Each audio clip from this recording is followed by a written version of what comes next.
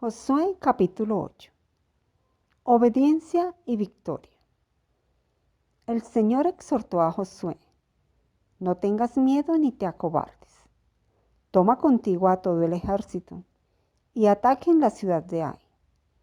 Yo les daré la victoria sobre su rey y su ejército.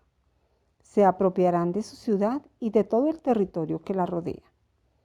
Tratarás a esta ciudad y a su rey como hiciste con Jericó y con su rey. Sin embargo, podrán quedarse con el botín de guerra y todo el ganado.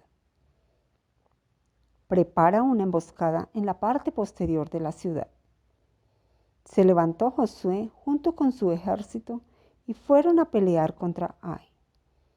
Josué escogió 30,000 guerreros y los envió durante la noche con estas órdenes: ustedes pondrán una emboscada en la parte posterior de la ciudad. No se alejen mucho de ella y manténganse en sus posiciones.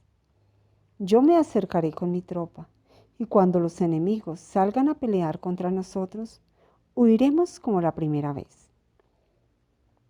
Ellos nos perseguirán pensando que estamos huyendo de nuevo, y así los alejaremos de la ciudad.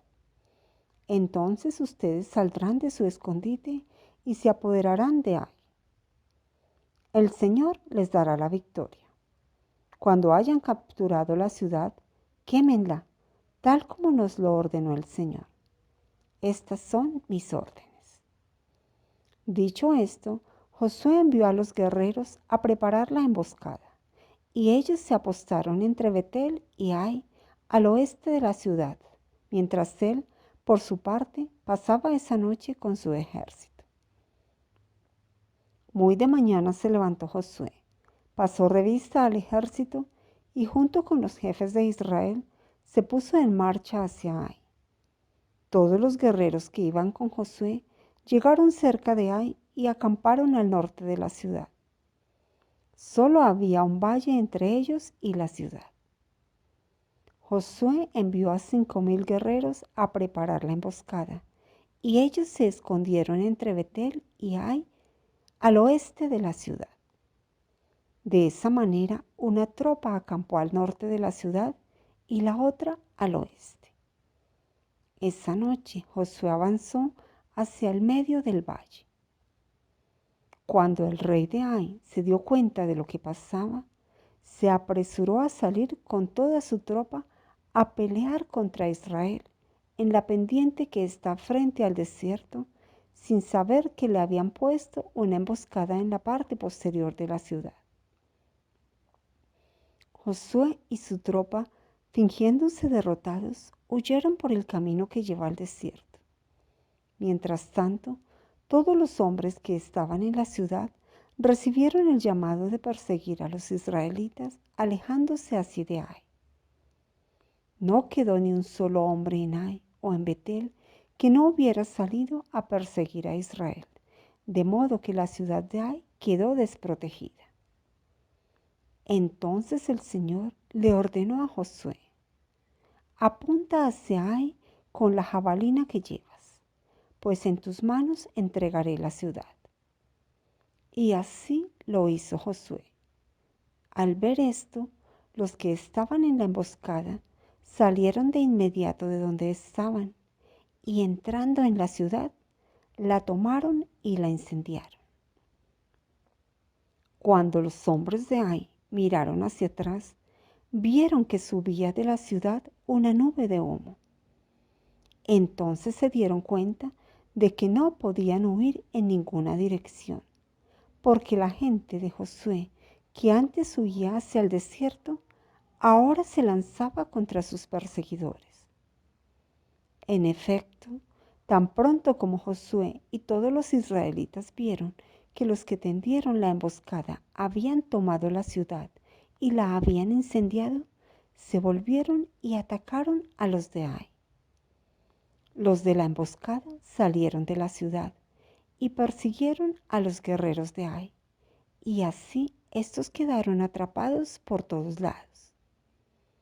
Los israelitas atacaron a sus enemigos hasta no dejar ni fugitivos ni sobrevivientes. Al rey de Ai lo capturaron vivo y se lo entregaron a Josué.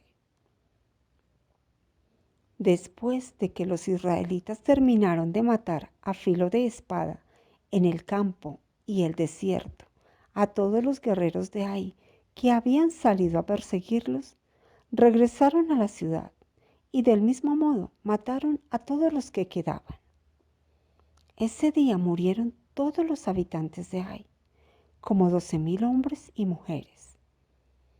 Josué mantuvo extendido el brazo con el que sostenía su jabalina, hasta que el ejército israelita exterminó a todos los habitantes de Ai. Y tal como el Señor había mandado, el pueblo se quedó con el botín de guerra y todo el ganado.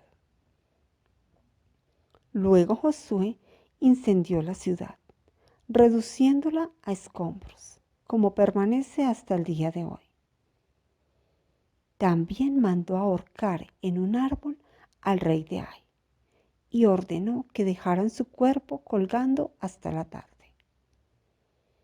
Al ponerse el sol, Josué mandó que bajaran el cuerpo del rey y lo arrojaran a la entrada de la ciudad. Asimismo, pidió que se amontonaran piedras encima del cadáver.